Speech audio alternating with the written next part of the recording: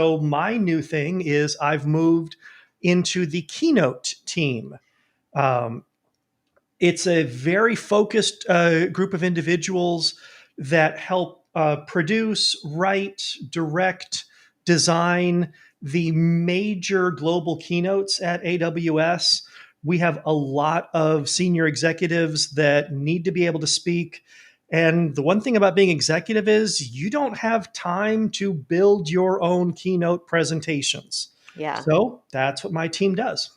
that's really exciting. I'm curious because of your work now in Keynote, are there are there tips or solutions that you can give people who are growing in their careers so that when they do get to that level as a speaker and they have these expectations to be a speaker on a global stage, what are some things that you would share that would be helpful for people who are on that career path?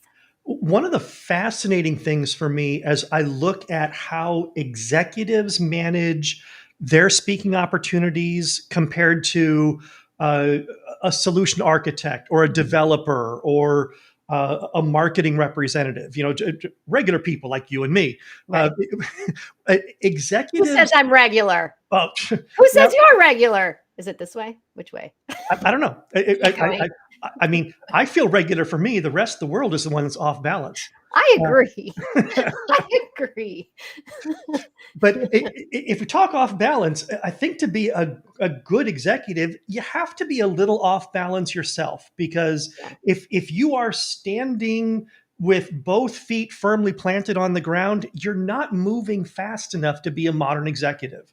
You have got to be almost at full tilt the entire time you're working, or you're not able to cover the ground that an executive has to cover, which then goes to your question about speaking opportunities and speaking skills. Hmm. And one of the first things is you don't have the time to develop and workshop that you had before you became an executive.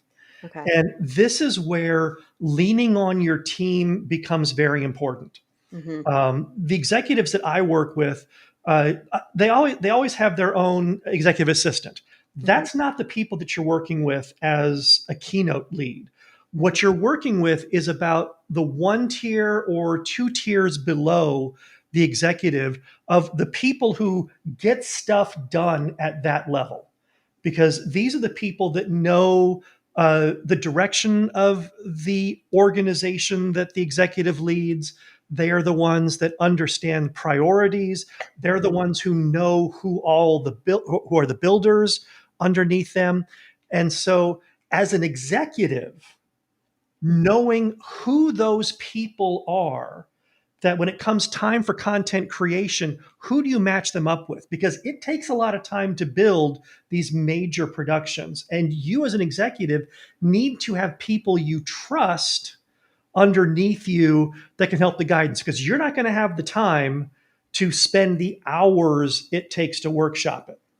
So that's point number one, is get a good team of people under you that can do lifting. Okay. Like a creative team. A creative team, even Hmm. though that's not their day job. Their day job is going to be to manage this marketing message or manage this group of developers or whatever Right. it is. I mean, they're going to have their own thing, but they'll need to be able to carve out large chunks to work with the keynote team or the presentation team, whatever it is, so that the creative work can get done. Okay. Okay. Now, would you recommend highly? So what I'm hearing you say is that an executive at that level is always on the balls of their feet. They're always in that ready position for the next thing. That's right. That's right. So the agility, the improv skills are really necessary for that type of a position. Which Yeah. so that's point number two.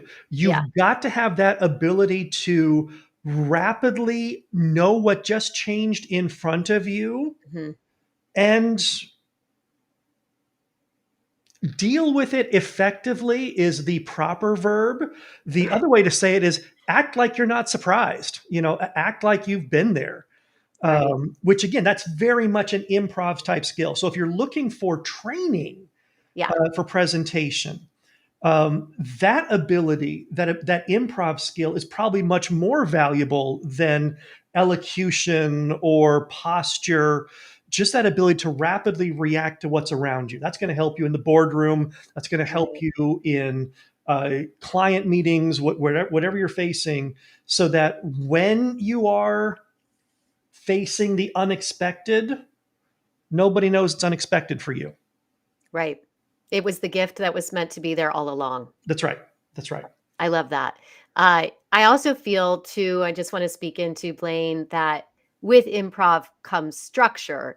And when you understand the structure really well, then you're able to improvise a lot more smoothly within and outside of that structure. So, would you recommend then that if you're on that career path to being in an executive position, to understand for presentations in general or that keynote, understand just basic structures for how to present? I mean, yes, and I hate to say it, but that's table stakes. When you are presenting at that level, you do need to understand how to hook the audience, how to take a beat, how to engage the corners of the room, how to build storytelling structure.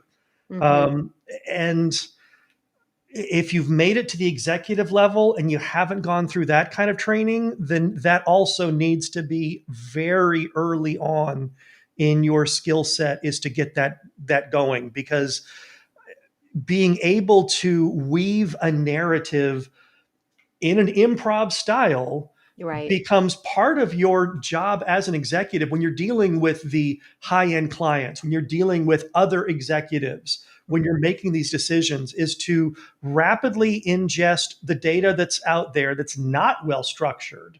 And you're the one that has to put the structure around it. Yes. Okay. So, what I'm hearing, just to reflect back to people, is take advantage of the time that you have now to build the skills that are going to make you the rock star later on. That's right. And the executives I work with, they're all different. They've all got their amazing Right. talents, but some of them you can clearly tell are storytellers.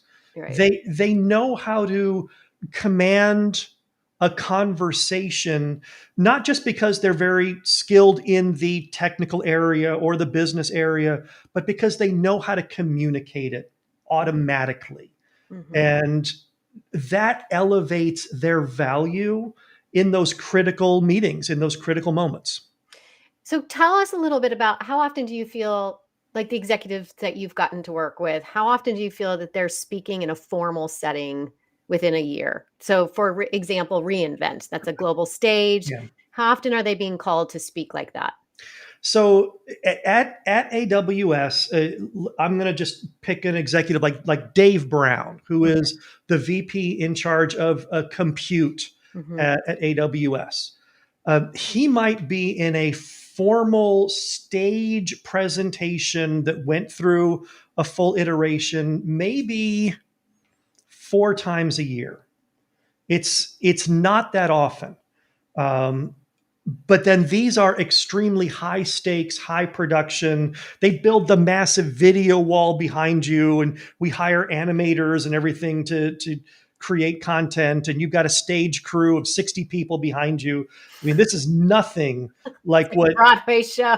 it is. It's probably in some cases got a bigger budget than some of the Broadway productions out I there. would imagine. Yes. Um, I, I wish I could get you some screenshots of the stage we had at reInvent, but the stage was, if I said it was 300 feet wide and had a full video wall behind it, I don't think I'm exaggerating. So what is the length of a football field? It's 300 feet. That's It's the length of a football field. it was a football field wide. Yes. Okay, so I want the people who are watching or listening right now to just like imagine that. You it's a stage and With, it's the with, length of a football field. with a video screen that's that wide, and it has additional TV ribbons that go around and below. And when the big moments happen, everything lights up and explodes in this gorgeous production.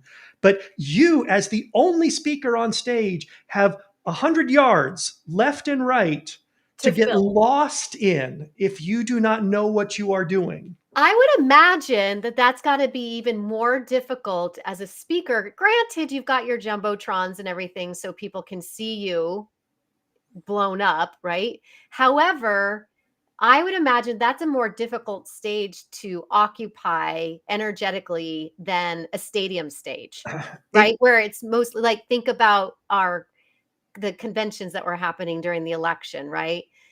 Those stages, they're mostly in the round. Correct. Yeah. It's the nice thing that we do for the executives is even though the entire proscenium edge to edge is 300 feet, the actual lit speaking area is probably the center 90 feet, 30 Okay. yards. So you only have the middle third, and then the outer side is reserved for, let's say there's a fireside chat pod set up that's, far Okay. stage right. And maybe there's the house band far stage left. So you end up having this broader spectrum and all of its usable space, but you as the speaker get the middle third. But that's still a lot of space that's just yours to manage Yeah. because the audience is sitting corner to corner. The Yeah. audience fills the entire width, and knowing how not to get lost in the corners or how not to find the corners becomes part of the stagecraft, Mhm. which really then to me is that third bullet point as we talk about critical things for executives to learn is Mhm. when you do have your preparation time, do not get distracted. You clear everything during the time you've got to prepare, whether it's just seeing blueprints of the stage, whether it's looking through the deck and making changes how you want it made. Um, get involved in the process early, but make sure that when you are involved, you've got the focus because you don't want the first time to realize that you've got 100 yards of stage to Yeah. be the first moment you walk into that room.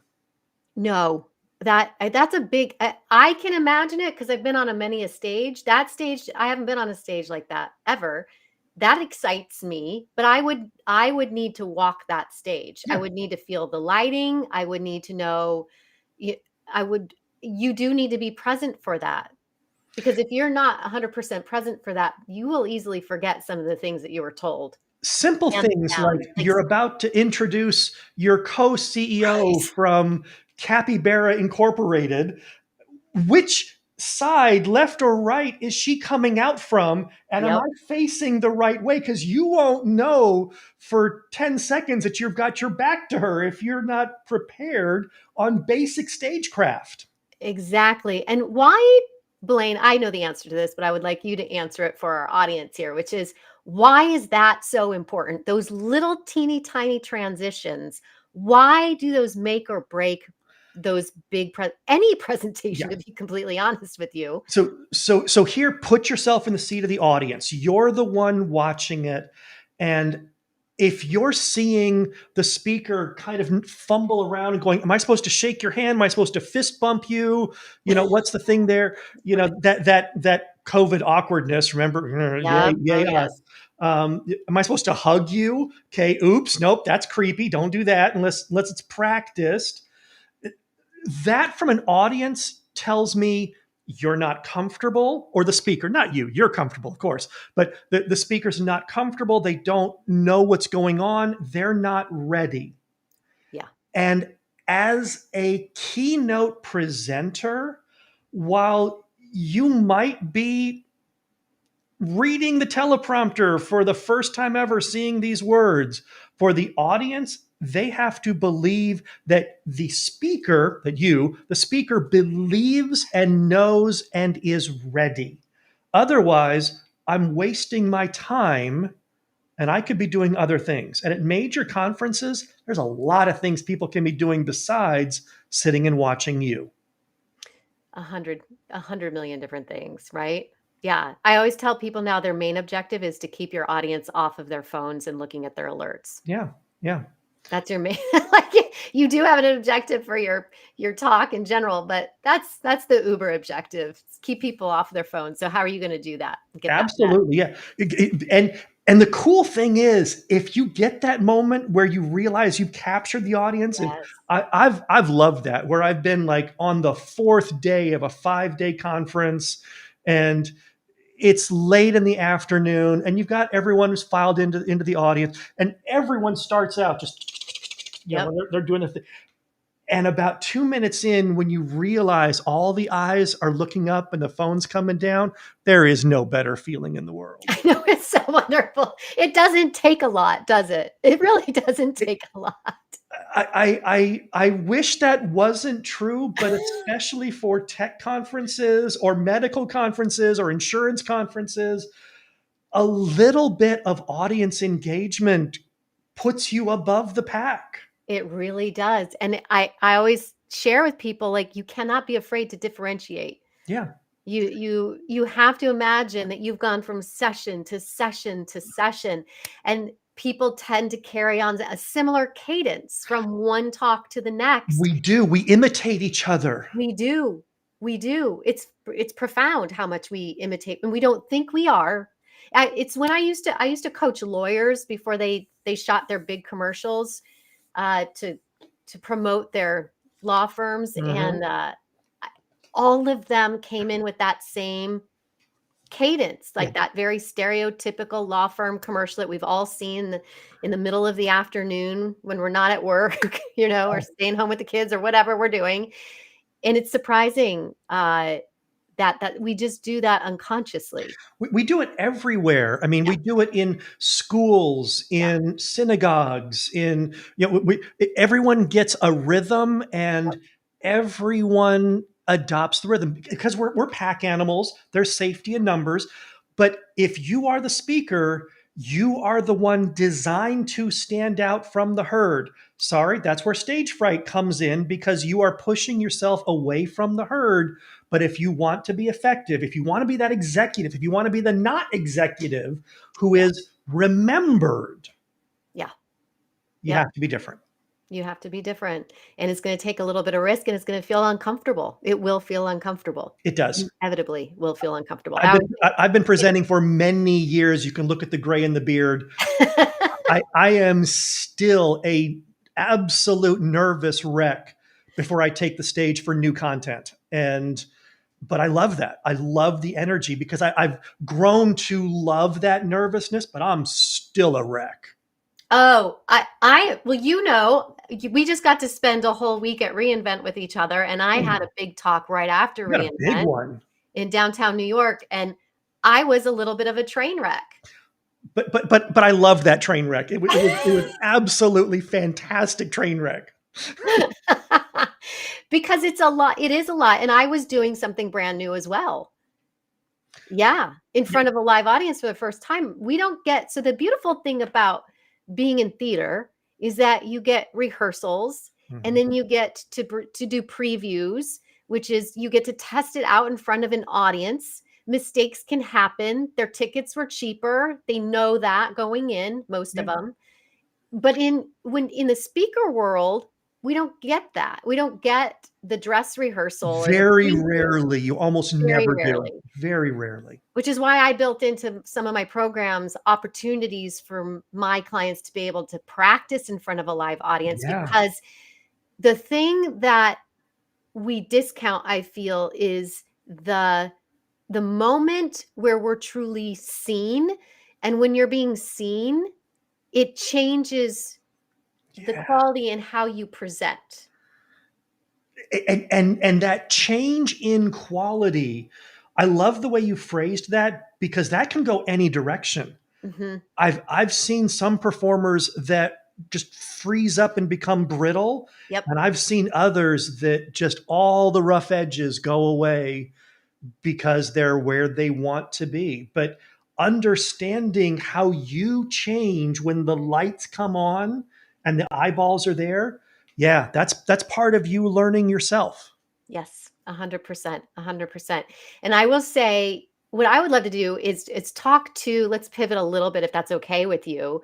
Let's talk a little bit about how every time you give yourself permission to get in front of an audience, I don't care if it's one-on-one like we're doing right now to a live audience, or whether that be getting on stage or showing up and doing a podcast, there's always an opportunity to learn something about yourself after the fact and adjust it for the next time you get on a stage. I can't tell you that one in New York. I I did it. It was great. It was successful. I learned so much.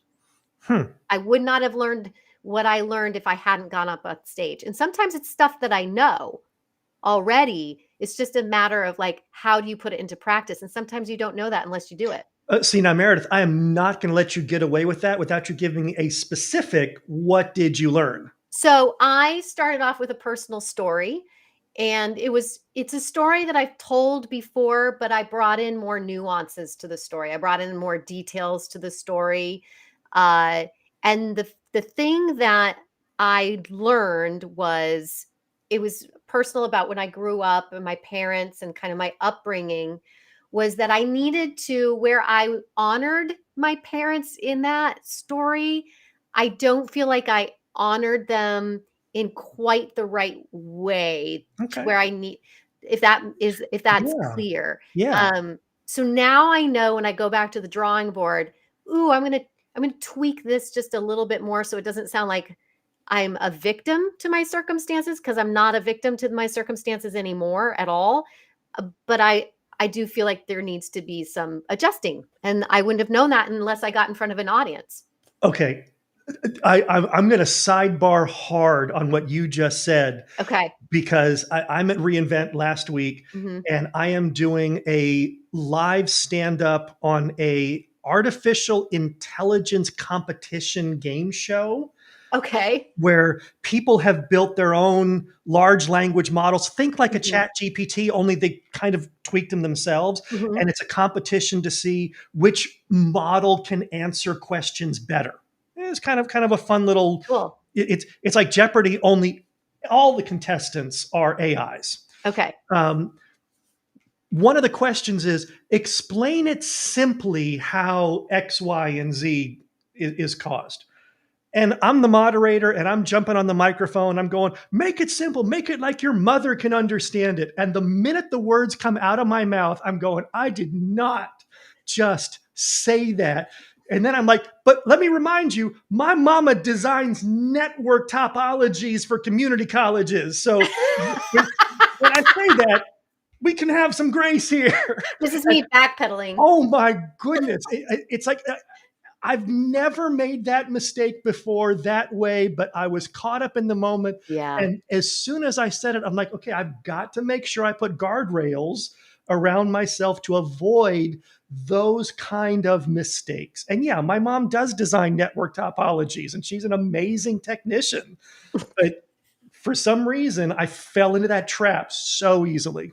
Well, I love that you brought that up, because I feel that all of us do, and it's an opportunity for further growth. I had a similar, because I help coach the Amazon New Voices program, and I had a Yeah. gentleman in that program last year. I kept saying, I don't remember specifically saying it, but I know I said it, which was, everyone experiences stage fright. Yeah. Well, that's really generalized. Not everyone does experience stage fright. In fact, some people don't know what that even feels like or can connect to that feeling, Right, which is right? true. It's weird, but that's true. I mean, it's weird for me, but you're right. That's truth. So he has autism, and he came up to me at reInvent, and he's like, "I'm sorry, I'm the one that just pushed back on you a lot." And I said, "I am grateful you did, because now, as a person who's responsible for coaching people, I am going to be more mindful of the words that Yeah, I use and be more inclusive." And it was a gift to me. So I always say, if you're the audience on the receiving end of it and it doesn't sit well with you, it is a gift to mindfully share that information with the speaker or whoever the facilitator might be, and yeah, hopefully they're open to it. and I love how this individual wasn't mad at you. They weren't saying that, you marginalized me, just showing you, hey, there is more to your worldview than you've got right now. Let me expand your horizons. That's what I want from an audience feedback. Oh, 100%, because it it impacts us it impacts me. It impacts me in a really big way because I truly just want people to feel empowered, and it's a gift. It's just a gift. So Yeah, the more self-awareness I can build, the better off. absolutely. Let's talk a little bit too about there's different ways that we get to present and different styles that are popping up everywhere. And a few of them popped up at reInvent this year. There was a new form of presenting this year, which is kind of like the silent disco. It's this Oh, yeah. this silent presenting, which means that your audience is wearing headphones, and you can either choose to wear headphones or not wear headphones, and deliver from a stage where other people are also simultaneously delivering a breakout session. And so I don't know if you got to witness any of them, but I got to coach a few of them. And I wanted to bring it up because what I find really cool is that there's so many different ways that we get to use our voices now. And I strongly encourage people to try out all of these different ways and Yeah. experiment with them, especially if you have the means to do that. So silent disco, which by the way is not the official name for it, but it's the name everyone gives it. So if you call it silent disco, they know what you're talking about. Right. It's the easiest way to like Yeah. identify what it is. Um, let me set the stage, by the way, for those of you who have no idea what we're talking about. Earlier in this conversation, we talked about that 100-yard wide video screen, that stage. At a lot of conferences, especially at AWS, we will build these massive screens for a keynote address. And then there's only one keynote per day, but you've got the stage that's there with this big, massive video wall. And as part of having good economy, which lowers the cost for attendees, what if you took that 100-foot video wall and broke it up into 5 20-yard classrooms, each with their own, blocked off area? Well, you can't build walls quickly in a keynote floor for the audience because you got to be ready for tomorrow's keynote. But you can simply change the way the video monitors are projecting to make it be 5 different inputs. That's just, different cabling. So, how does the audience deal with the fact you've got 5 different presenters that they can see? You give them those silent disco headsets. And if my headset is tuned to the red channel, then whoever is below the red banner, that's the speaker I'm listening to. If I've got the yellow channel, I'm listening to the yellow speaker or the green speaker. And so I can visually see maybe even all 5 if I turn my head enough, but I'm only hearing whoever I'm actually tuned to. Which, if you are interesting, is easy. Yes. Because if I am the red speaker and all my people in front of me are tuned to red, and I've got interesting graphics and interesting content, then everyone's going to be looking at me. If I sound like my college accounting professor, um, I'm going to have people turning to the green stage and switching their headset. And all of a sudden, I'm seeing all those red lights start to blink out as green and yellow. And you will literally see your audience leaving in real time as they just turn their head to something more interesting than you. This, Uh, this it's can be crushing as a presenter if you're not prepared for it. that takes it to a whole different level of like it's the objective is now don't check the alerts on your phone, but don't watch another speaker. That's right. Yeah. Don't let the person beside you be more interesting than you. So Oh, it's interesting. I'm curious though. I would find it difficult that okay. I This is however, this is nasty stuff. well, This is not rookie level stuff. but it's nasty, but yeah, well, yes, and but it also feels a little bit like an immersive event where you can kind of hop from room to room to room, right? Just because you're curious. Yeah. So As an audience, it's great. I'm wondering if like they raised the stakes a little bit and just made it, it's less about vying for attention and more like we want you to have a taster of what's happening in AWS with these particular build, I'm just saying builders, for example. And that might be a way to pitch it, except very often the different presentations don't have anything to do with each other. And they are hour-long presentations. And so if I'm 30 minutes in and I'm switching, it's simply because I got bored.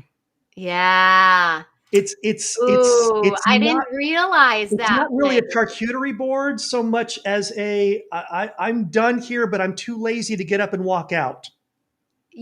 I wish we had this conversation 2 weeks ago on a Monday. Yeah, yeah. This Um, is no, this is fascinating.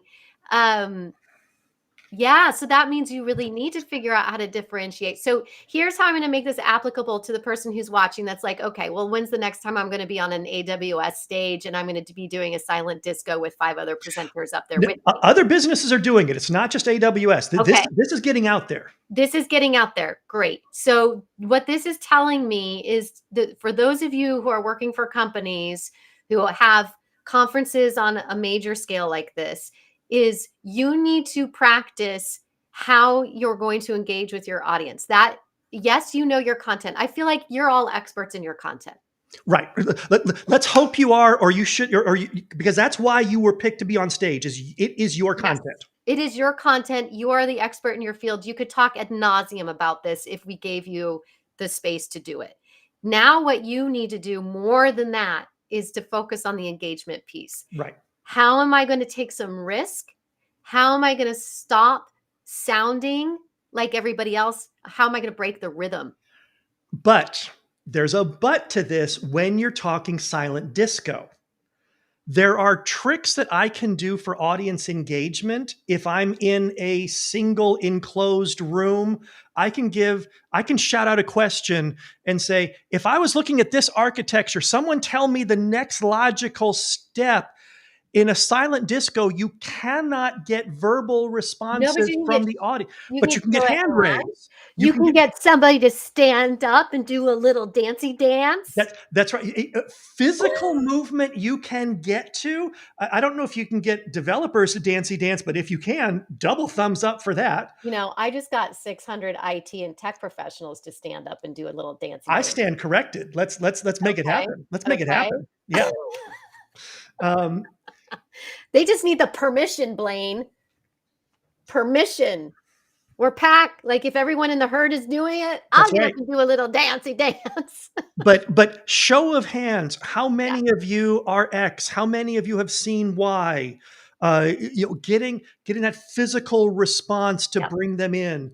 But then all of your stagecraft tricks.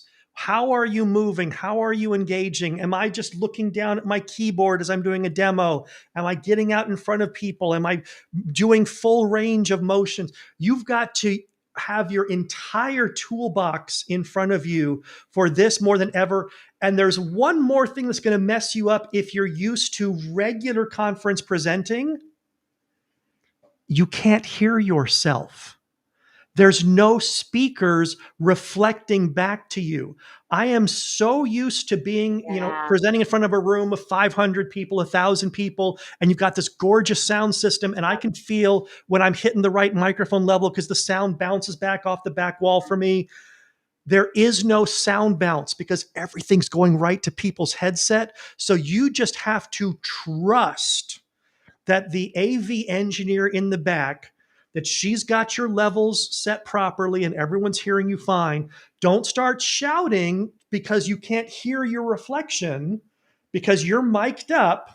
Mm-hmm. Speak with Mm-hmm. power, speak with authority. But if you are used to filling a space with your sound, that's gone. Your notes like all right here. Don't yell at them. Oh, yeah. Yeah. Yeah. Okay. Well, I'm glad I brought this up because it's It's a weird one. it Yeah, is a but weird it one. can be fun if you're prepared for it. If you're not prepared, it will be devastating. But if you're ready for it, it can be a lot of fun. It can be totally well, it just makes me everyone should be practicing in these different scenarios. The other one is the expo hall. There are plenty of people giving Oh, presentations yeah, in the expo hall when there's like shiny objects everywhere. and There's people like are popping in and out, appetizers and and yeah. beer and people passing by and swag and you There's a name there's it. a dancing bucket, an S the What is it, S3 the bucket. I S3 kid you button? not, it's a full-size mascot at AWS, the S3 bucket, The S3 dancing up and button. down the aisles. So it is about if you right now are listening or watching this and you don't know how to command attention, that is something you need to start practicing. Period. And that doesn't matter what level you are on your career path. I don't care if you're a salesperson dealing with 2 people at once or you're an executive talking to 20,000 people. That command presence Yeah.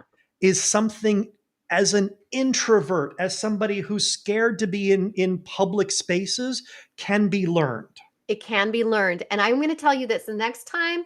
Here's the other thing that I would always tell people because a lot of the talks that we coach as well have multiple people involved, usually three, like two AWS people and the customer, right? Those are the Sure. breakouts. Yep. And the thing I always say is that we as human beings, the audience, are constantly creating story in our head.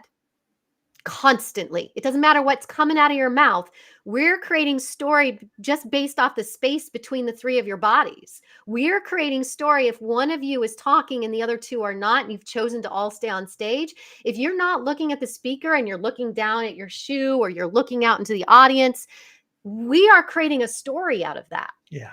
We Yeah. are always looking for the interesting connections. So that tells me two things. One, you don't have to try hard to be interesting. You just need to be present. And the second thing is that your audience is watching whatever you're looking at. Where is your energy being Yes. directed? Yes. So there's so much that I just love. Like these conversations are so fun. We could probably deep dive on each one of these things for a very long time. Next time, we'll do a part 3. We're gonna have to do a part 3. So tell me, Blaine, what are 3 things you want to leave our listeners with today? Oh, I mean, going all the way back to the idea of an executive is make sure you've got a team of people that you can trust to be your proxies that understand your vision. Yep. Make sure you have studied the foundations of your stagecraft, including improv, because you're going to need them whether you're on stage or anywhere else. And then when it comes time to engage your creative team, be there 100%.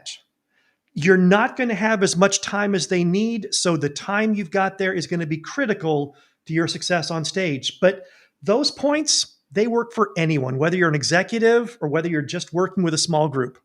Brilliant. I love it. Blaine, thank you for this conversation. Again, this is the Speakers Lounge. And speaking of improv, I do teach in improv. I like it to call it a gym membership for speakers, where you get to speak and work out and learn some improv. It's a membership. Come join us. It's every Wednesday from 4 to 5 p.m. Eastern Time. We're going to start opening it up on Fridays from 12 to 1 Eastern Time. So please check that out. And Blaine, thank you again. This was a joy as always.